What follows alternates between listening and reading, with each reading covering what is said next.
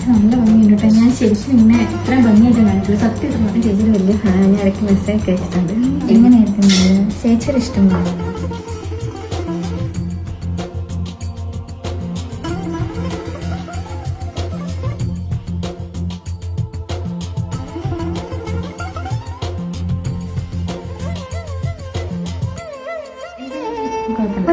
പറഞ്ഞു ഇഷ്ടമാണ് കേൾ ചെയ്തിടണോ അതോ ബ്രൈഡ് ചെയ്തിടണോ? ബ്രൈഡ് ചെയ്തിട്ട്